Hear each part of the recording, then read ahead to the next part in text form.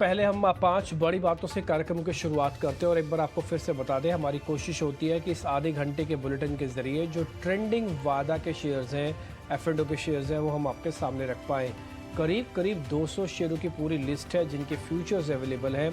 अब आप 200 शेयर्स को ना खरीद सकते हैं ना बेच सकेंगे, लेकिन उनमें हम काट छांट के कुछ एक ऐसे शेयर्स निकाल लाते हैं जो कि ना केवल ट्रेंडिंग है, बल्कि उनमें से अगर आप ट्रेड कोई बनता है, तो सौदा बनता है, तो सौदे को करके आप एक अच्छा प्रॉफिट भी कमा सकते हैं। मार्केट एक रेंज में रह गया कल, और अगर आज के लेवल्स देखें तो कल भी हम 700 के ऊपर क्लोज करके गए, अभी भी हम 700 के ऊपर ही चल रहे हैं। आज हल्का सा गैप डाउन भी हमको मिला, तो लेकिन इस रेंज के अंदर कुछ खास नफ़ा नुकसान तो आपको नहीं हुआ होगा। आगे बढ़ते हैं, पहले 5 बड़ी बातें देख लेते हैं, फिर आज के मेहमान से आपको अवगत कराएंगे। अवनी भट्ट हैं जेएम फाइनेंशियल्स की, वो हमारे साथ आज जुड़ी हैं, उनसे जरा करेंगे बातचीत। इंडेक्स और स्टॉक्स अलग अलग रिकमेंडेशन से लेंगे। लगातार दूसरे दिन है जब मार्केट के अंदर कमज़ोरी है। कल हम 7 पॉइंट से चूक गए, अब हम थोड़ा ऑल टाइम हाई से थोड़ा दूर हैं। इतने भी दूर नहीं है कि पा नहीं सकते, और इतने भी पास नहीं है कि एक ही दिन के अंदर बहुत फास्ट और थोड़ी सी रिकवरी से काम बन जाए। निफ्टी बैंक में 2 चीज़ों की प्रॉब्लम है। पहला, ये एक तो स्ट्रक्चरली वीक है, दूसरा ये दूसरी तीसरी बार है जब ये 43,500 को ब्रेक कर रहा है, ना केवल टेस्ट कर रहा है, बार बार ब्रेक भी कर रहा है, और आज भी कुछ वैसा ही हो रहा है। 43,400 के आसपास चल रहा है, इसका मतलब 500 से नीचे 12 में से 8 शेयर कमज़ोर।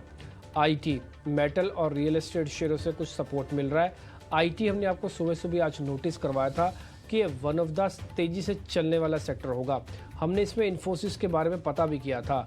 असल में क्या होता है कि जब मार्केट में रीस्ट्रक्चरिंग होगी इंडेक्स के अंदर, तो आईटी का रोल बहुत इंपॉर्टेंट हो जाता है वेटेज के हिसाब से। एफएमसीजी के अंदर प्रॉफिट बुकिंग आनी है, लाजमी थी, कल भी हल्की आई, आज थोड़ी और है। ऑटो और मीडिया शेयरों में कमज़ोरी है, मीडिया की वेटेज ज़्यादा नहीं है, इसलिए एफएमसीजी और ऑटो को ही आप फिलहाल मान के चलें कि इन दोनों सेगमेंट्स के अंदर प्रॉफिट बुकिंग हो रही है। आते हैं विक्स पे। विक्स में कोई बड़ा चेंज नहीं होगा। कल के 5% मूव के बाद आज भले ही बाजार थोड़ा नीचे है, लेकिन विक्स कोई बहुत ऊपर नहीं आया। इसका मतलब मार्केट को जो एक थोड़ा सा वैक्यूम चाहिए था, जैसे मैंने आपको कल भी बताया कि कुछ तो एल्गो की वजह से और कुछ बैंक निफ्टी की वजह से हम 7 पॉइंट से चूक गए, नहीं तो 18,800 के इंडेक्स में 8 पॉइंट की वैल्यू ही क्या होती है। लेकिन वो सिर्फ अब फॉर्मेलिटी भर रह गया। आप भर मान के चलिए कि आप ऑल टाइम हाई को टेस्ट करके यहाँ पे आप खड़े हो। अब हम जरा समझते हैं अवनी से, जो आज के हमारे मेहमान हैं, उनसे हम 2 हिस्सों में बात पूछेंगे। पहला, एक तो इंडेक्स के बारे में, निफ्टी बैंक निफ्टी में क्या करें, और दूसरा फिर स्टॉक्स के बारे में। अवनी, पहले तो बहुत बहुत शुक्रिया, थैंक यू वेरी मच, आज आपने समय दिया, अच्छा लगेगा आपसे बातचीत करके। तो पहले आप जरा निफ्टी और बैंक निफ्टी में अपना व्यू पॉइंट दीजिए। इस समय आपका स्टांस क्या है उन दोनों इंडाइसिस पे? निफ्टी के अंदर क्या करें, जिनके पास पहले से कुछ लॉन्ग पोजीशंस पड़ी हुई हैं, 18,500 600 का स्टॉप लगा रखा है उन्होंने, वो क्या करें? और जिनके पास कोई पोजीशन नहीं है, क्या रिस्क रिवॉर्ड इतना बेहतर है कि वो भी आ सकते हैं वापस अब अंदर? निमी जी, पहले तो आपको और सारे दर्शकों को मेरा नमस्कार। अब हम निफ्टी देखें तो कल बिल्कुल नमस्कार। आपने जैसे बताया कि ऑल टाइम हाई से थोड़ा सा चूक गए और वहां से काफी प्रॉफिट बुकिंग देखने में आई है। बट इसका थोड़ा सा अगर हिस्टोरिकली अगर अपन देखें तो पिछली बार जब 16,800 से 18,800 तक का जो मूव था, वो लगातार एक वी शेप रिकवरी थी। और इस बार ही जब अब वापस 18,800 की तरफ आए हैं, तो हमने देखा है कि काफी कंसोलिडेट करते हुए आया है। पहले 17,800 से 18,200 के रेंज में काफी टाइम बिताया, फिर 18,200 से 18,500 के रेंज में काफी समय बिताया, और अब जो है वो 18,700 से लेकर के 18,900 के रेंज में भी काफी टाइम बिताएगा। एक थोड़ा सा जो प्रॉफिट बुकिंग आया है, आप ऐसा कंसिडर कर सकते हो कि ये कंसोलिडेशन है, बट लॉन्ग टर्म जो ट्रेंड है वो अभी भी तेजी का ही है। कोई यहाँ पे बिल्कुल ऐसा शॉर्ट करने वाला मार्केट तो दिखाई नहीं पड़ रहा है, तो व्यू तेजी का ही रहेगा। जो थोड़ी सी बिकवाली आई है वो हम बाइंग अपॉर्चुनिटी की तरह यूज कर सकते हैं।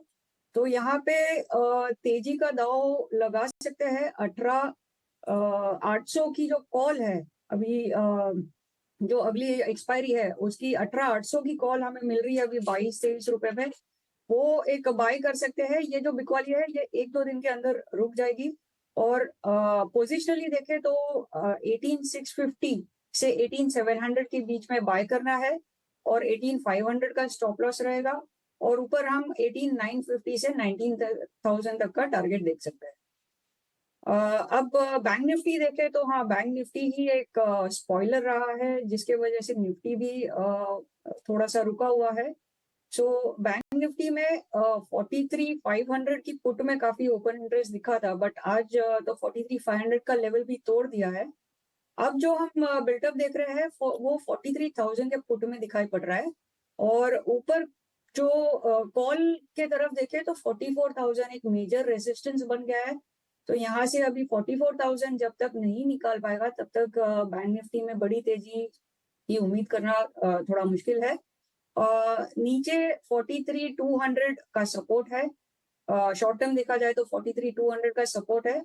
43,200 के 300 पे हम बाय का कॉल ले सकते हैं। 43,200 के स्टॉप से सिर्फ 100 पॉइंट के स्टॉप लॉस से और ऊपर की तरफ टारगेट रहेगा 43,500 से 43,600 तक। ओके, ठीक है। तो यानी कि कुल मिला के आपका कन्विक्शन पावर अभी भी निफ्टी पे ज़्यादा है। हमारा भी यही मानना है कि जब तक सिस्टम में कोई बहुत बड़ा क्रैक ना हो, ट्रेंड रिवर्सल तो बहुत दूर की बात है, अभी तो है ही नहीं। अभी तो ये सिर्फ ये है कि जो मोमेंटम है उस मोमेंटम को हम चेज़ कर रहे हैं। लेवल के हिसाब से देखना चाहे तो 18,900 यानी कि करीब करीब ऑल टाइम हाई पे वापस आ सकते हो और इसी का एक स्टॉप लॉस बन रहा है 18,500 यानी कि एक स्ट्रक्चर का ब्रेकडाउन होगा। मैंने एक चार्ट आपके ज़रिए लेके आता हूँ निफ्टी पे। पहले हम निफ्टी को क्लियर कर लेते हैं उस चार्ट और डेरिवेटिव डाटा से, और अवनी ने जो हमारे सामने बात रखी है, फिर हम एक ऑप्शंस का सौदा ये जो अवनी आपको बता रही हैं उसको कन्वर्ट करेंगे बड़ी एक्सपायरी के लिए। 30 जून का ट्रेड होगा। ये निफ्टी का आप चार्ट इस समय अपनी स्क्रीन पर देख पा रहे हैं। स्ट्रॉन्ग बॉटम बना हुआ था, उसके बाद एक वर्टिकल राइज था और ये बात भी ठीक है कि एक वर्टिकल राइज होने के बाद हम थोड़ा साइडवेज से हो गए हैं, यानी कि 18,500 के बाद यहाँ का जो ब्रेकआउट है उसके बाद हम जो वर्टिकल राइज नहीं है बल्कि साइडवेज मोमेंटम के साथ चल रहे हैं। कुछ पॉइंट से चूक जाना उसको आप इग्नोर करना चाहे तो कर सकते हैं। फिलहाल निफ्टी अगर आप देखेंगे तो आपको काफ़ी स्ट्रॉन्ग मोमेंटम में अभी भी दिखेगा और जब तक ये 18,500 वाली रेंज पूरी तरह से ब्रेकडाउन नहीं होती, ये जो आप देख पा रहे हैं, तब तक आप इसको भी कमज़ोर ना माने। आते हैं इसी कड़ी में एक बार ज़रा निफ्टी बैंक पे, आपको वो भी क्लियर कर देते हैं और आप वहाँ पे देखोगे कि वो भी पिक्चर आपको बिल्कुल क्लियर दिखेगी। ये देखिए, इसने एक बार जो हाई टेस्ट किया था वो 30 मई को किया था 44,498 का। उसके बाद से इसका मोमेंटम फिजल आउट हुआ है, यानी कि गुम है। ये एक रेंज बनी हुई है 43,000 से 44,000 की। अटेम्प्ट लेता है, फेल होता है, अटेम्प्ट लेता है, फेल होता है और अब उसी रेंज के अंदर है। Either break down either break out, कुछ भी हो जाए तब देखेंगे बैंक निफ्टी को। लेकिन निफ्टी का चार्ट आपको थोड़ा ज़्यादा अट्रैक्टिव, ज़्यादा बेहतर दिखेगा। ये अवनी का मोटा मोटा व्यू पॉइंट है। अब ज़रा लेवल्स लेके आइए स्क्रीन पर और साथ ही ऑप्शंस का सौदा जो अवनी ने हमको दिया है एक बार ज़रा हम भी वो नोट कर लेते हैं ताकि हम कल जब रिपोर्ट कार्ड आपके सामने लेके आएँ तो हमको भी क्लियर हो जाए। निफ्टी बैंक 43,600 से 43,200 ये रेंज है 400 पॉइंट की। कोशिश करें वॉल्यूम कम रखना। ये 18,800 एट द मनी कॉल बन जाएगी, मोटा मोटी 30 रुपये की मिलेगी और ये आज की एक्सपायरी है। अवनी ये 22 जून की एक्सपायरी है ना, मतलब परसों वाली एक्सपायरी है ना, थर्सडे वाली। 22 जून की है और हम ये देखते हैं कि नॉर्मली जो मूव आता है एक्सपायरी के दिन पे पिछले लास्ट हाफ एन आवर के अंदर ही आता है। तो ये 30 रुपए का भाव हो चुका है अभी। तो इसमें या तो हीरो या जीरो के हिसाब से बाय करें तो वो हिसाब से आप पोजीशन साइजिंग बनाए, या तो फिर इसका स्टॉप लॉस आप 5 रुपए पे रखें और टारगेट तो आपके सामने दिया हुआ ही है। 70 से 75 रुपीज तक का टारगेट रहेगा। ठीक है, डन। 75 से 80 रुपये का टारगेट हो गया, 5 रुपये का स्टॉप लॉस हो गया, 18,800 की कॉल होगी। 22 तारीख है, आप 22 तारीख 3:30 बजे फ्री हो जाओगे इस कॉल से, इस सौदे से। या तो आपका एसएल लग जाएगा, नहीं तो अमूमन आप टारगेट के पास पहुंच जाओगे। अच्छा, कई लोग ऐसा हो सकता है कि हमारे को 80 रुपये नहीं देख रहे, हम तो सर 30 रुपये का लेंगे, 60 रुपये पे काट देंगे। काट देना, तब आप काट देना। प्रॉफिट आपके कंफर्ट का, स्टॉप लॉस हमारा। तो स्टॉप लॉस आपका है 5 रुपये, इसको आप चेंज मत कीजिएगा। एक और चीज़, वॉल्यूम थोड़ा कम रखना। होता क्या है कि मार्केट अगर कहीं भी नहीं जाएगा ना तब भी इसको डिप्लीट करेगा। इस 30 रुपये को भी ईट करने के लिए मार्केट में आ सकते हैं लोग। तो इसलिए थोड़ा सा वॉल्यूम कम रख लेना। बात सही है कि बुलिश ट्रेंड के साथ जा रहे हैं, जो गैप मिल रहा है इसको ऑप्शंस के ज़रिए पहले प्ले करेंगे, ये आपका काम का सौदा है। इंडेक्स को मेरे को लगता है कि हमने पूरी बात आपके सामने रख दी, निफ्टी की और बैंक निफ्टी की ऑप्शंस के सौदे में भी कन्वर्ट कर दिया और लेवल्स के हिसाब से आपको कन्विक्शन भी बना दिया। अब आते हैं ज़रा स्टॉक्स की तरफ। तो पहले तेज़ी वाले शेयर्स अब आपकी स्क्रीन पर आएंगे।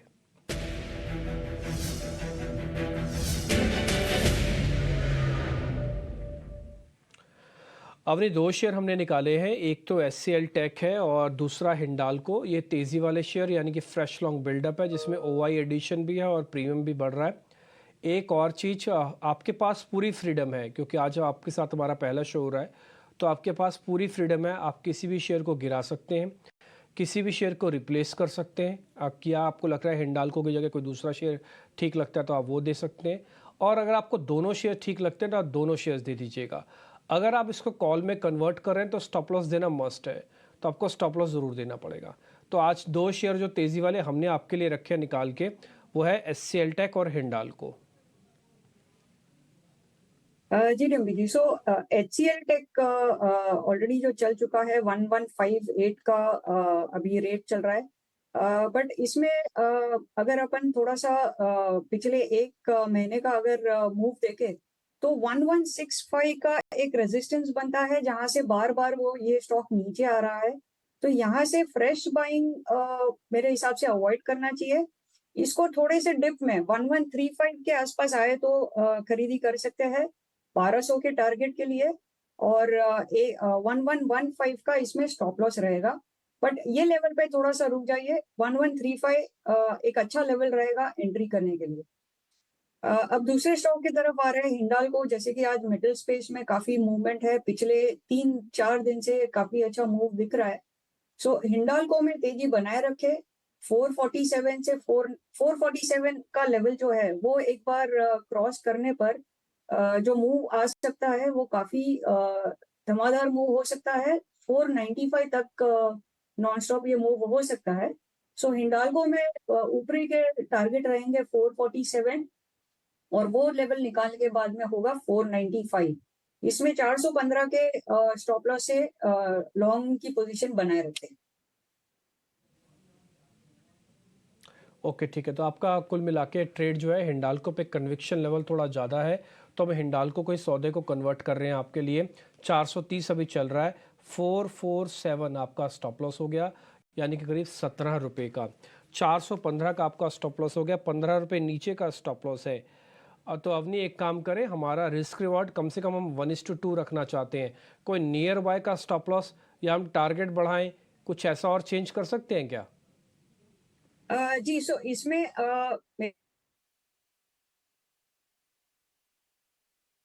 मेरे हिसाब से या तो आप थोड़ा सा ब्रेकआउट आया है वो लेवल का, उस लेवल का 422 का आप स्टॉप लगा सकते हैं। ठीक है, इसका स्टॉप लॉस रहेगा और 495 का टारगेट। ठीक है, 495 आप बता रहे हैं टारगेट, नया टारगेट 495, ये तो बहुत बड़ा टारगेट है। ठीक है, पोजिशनली जिनको रखना होगा भले रखें। 447 एक टारगेट बना के रखो और एक 495 का एक टारगेट बना के रखो। अब आपके पास दो चीज़ें हो गई हैं, पोजिशनल वालों का 415 का स्टॉप, 495 का टारगेट।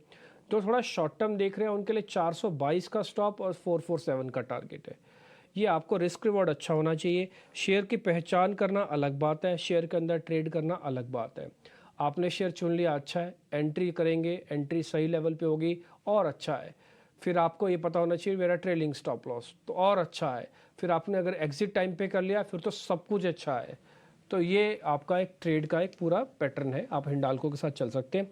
एक काम करते हैं, फिर SCL टेक में कुछ कन्विक्शन ज़्यादा बन नहीं रहा, उसको ड्रॉप करते हैं अपनी लिस्ट में से। अपने दो शेयर हमने और निकाले हैं शॉर्ट कवरिंग के।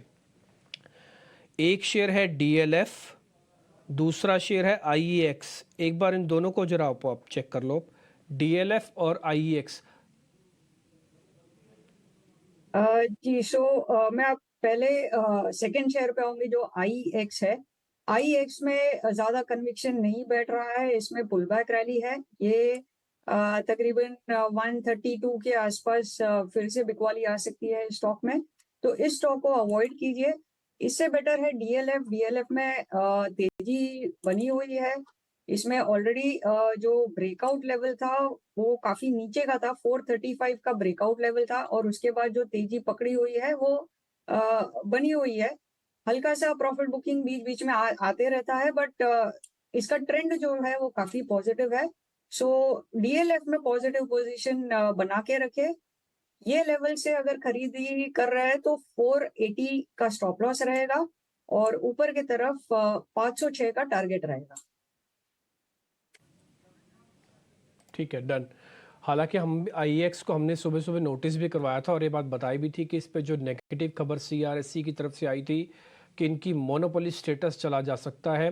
एक का कपलिंग ऑफिसर अपॉइंट किया जाएगा जो सारी एक्सचेंजेस से प्राइस लेगा और फिक्स द प्राइस करेगा, तो आईएक्स को उसमें झटका लगा था। लेकिन 125 पे आने के बाद ये शेयर रुका और अब 125 से 127 का बेस बनाने के बाद एक स्ट्रॉन्ग शॉर्ट कवरिंग का कैंडिडेट बना है। तो आईएक्स पे नो ट्रेड। अवनी का मानना है रिस्क कभी भी है तो आप छोड़ दीजिए। हालांकि सुबह हमने आपको इसके बारे में बिल्कुल क्लियर करके बता दिया था, ये शेयर चलेगा ज़रूर। सेकंड है डीएलएफ। यहाँ पे कन्विक्शन ज़्यादा स्ट्रॉन्ग है, इसलिए 506 के टारगेट के लिए आप यहाँ पे एक सौदा बना सकते हैं। और दूसरा, आपको एक स्टॉप लॉस भी रख लेना है 480 का। तो स्टॉप लॉस ठीक है, 8 रुपये जाएंगे और करीब करीब यहाँ से 20 रुपये आने के चांसेस हैं। तो आपको स्टॉप लॉस और टारगेट आपको अच्छे से नोट कर लिया होगा। अब तक जो हमने शेयर्स देखे हैं तेज़ी वाले कैटेगरी में, वो एक तो आ चुके हैं हमारे पास इंडेक्स की ऑप्शन। पहला पॉइंट 18,800 वाली 30 रुपये में मिलेगी, 22 जून की है, 75 रुपये टारगेट है और 5 रुपया स्टॉप लॉस है। ये तो हो गया पहला पॉइंट। दूसरा, फ्यूचर रख रखे हैं तो होल्ड करके रखना, 18,500 जब तक जाता नहीं। तीसरा, 43,300 200 की रेंज जब तक ब्रेक होती नहीं, बैंक निफ्टी में और बड़े क्रैक आएंगे नहीं। ये तीसरा पॉइंट। चौथा पॉइंट, शेयर्स पे आते हैं। आपने जो तेज़ी वाले शेयर्स बताए उसमें एचसीएल टेक में कन्विक्शन थोड़ा लो है, लेकिन जो हाई कन्विक्शन वाला शेयर जिसको हम कहते हैं, उस शेयर की अगर आप कैटेगरी चेक करेंगे वो था हिंडाल्को, जिसमें हमने 2 टारगेट दिए हैं, पोजिशनली भी और स्विंग ट्रेड के हिसाब से भी। शॉर्ट कवरिंग के 2 शेयर पे आए, आईएक्स गिर गया, डीएलएफ पास हो गया। डीएलएफ का लेवल्स आप यहाँ पे नोट कर सकते हैं। यहाँ पे आके इंडेक्स का तेज़ी का सिस्टम पूरी तरह से ख़त्म होता है। अब यहाँ से हम मंदी की तरफ बढ़ रहे हैं, यानी कि आज के ताज़ा बिकवाली वाले शेयर्स अब आपकी स्क्रीन पर है।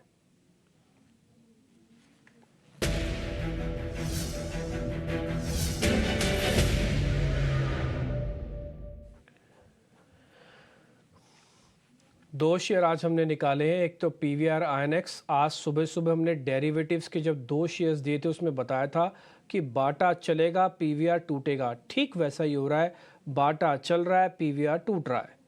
आज करीब 1.5% नीचे है। आदि पुरुष के बाद से जो दिक्कत आई वो इसके शेयर्स में दिख रही है। कल का ओपन इंटरेस्ट भी ज़्यादा था, आज का ओआई भी ज़्यादा है। एक तो अवनी आपको पीवीआर चेक करना है और जो दूसरा शेयर है एस्कॉर्ट्स कबोटा के नाम से है, इसका भी जरा स्ट्रक्चर चेक कर लो, इसके अंदर भी शॉर्ट्स बने हैं। ये टिपिकली मॉनसून प्ले वाला शेयर भी है।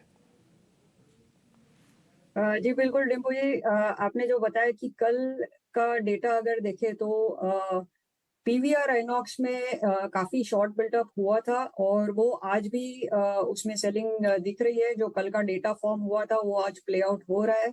सो इसमें अभी भी काफी नीचे और 50 पॉइंट की जगह है। अभी 1400 का भाव चल रहा है, ये 1350 तक नीचे आ सकता है। सो इसमें अगर शॉर्ट पोजीशन बनाई है तो बने रहिए और अगर फ्रेश शॉर्ट करना है तो थोड़ा सा रिस्क रिवॉर्ड इसमें ऑलमोस्ट 1:1 का बैठ रहा है। 1440 का स्टॉप लॉस रहेगा और नीचे टारगेट रहेगा 1350 का।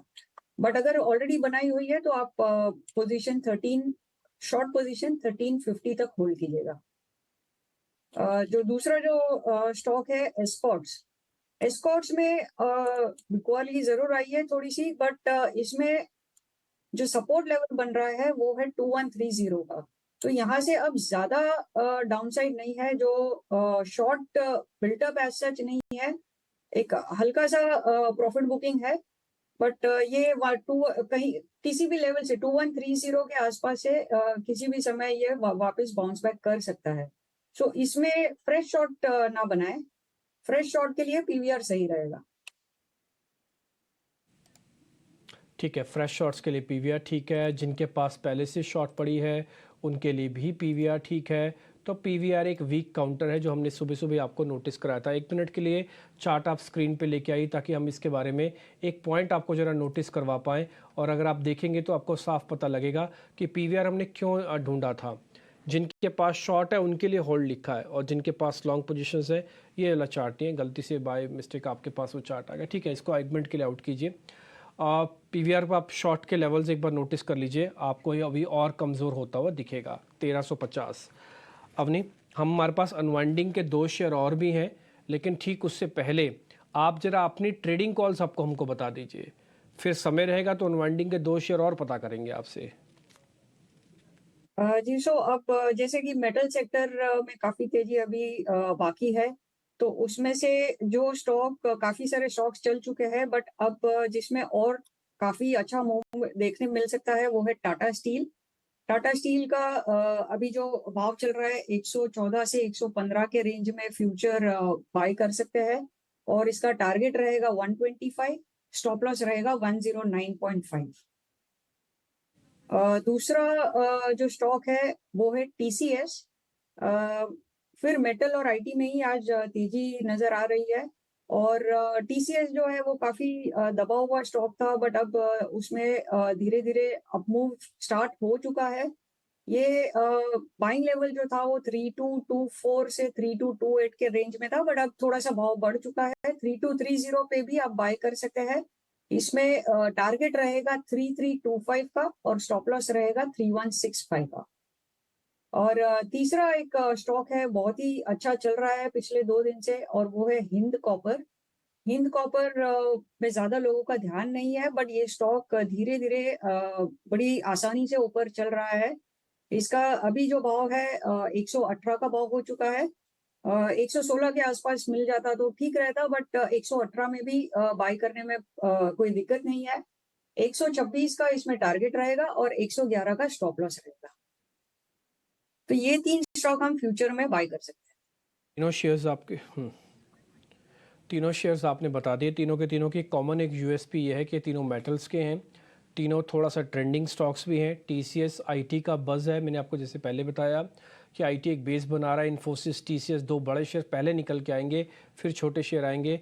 दूसरा टाटा स्टील एक ब्रेकआउट कैंडिडेट हुआ पड़ा हुआ है, 110 107 का स्ट्रॉन्ग बेस है इसके पास। उसके बाद अभी भी आप इसमें नए टारगेट्स दे रहे हैं। और हिंदुस्तान कॉपर, जब भी मेटल्स चलता है तो इन दोनों तीनों बड़े शेयर्स को अगर आपको छोड़ना हो, हिंडाल्को को, टाटा स्टील, जीएसडब्ल्यू, जिंदल को, तो फिर आपको सबसे पहली नज़र जाएगी हिंद कॉपर पे। ये बहुत तेज़ है, इसका बीटा हाई है, काफ़ी तेज़ मूव करता है। 126 रुपये का टारगेट और वायदा के अंदर भी अवेलेबल है, और 111 का एक स्टॉप लॉस भी है।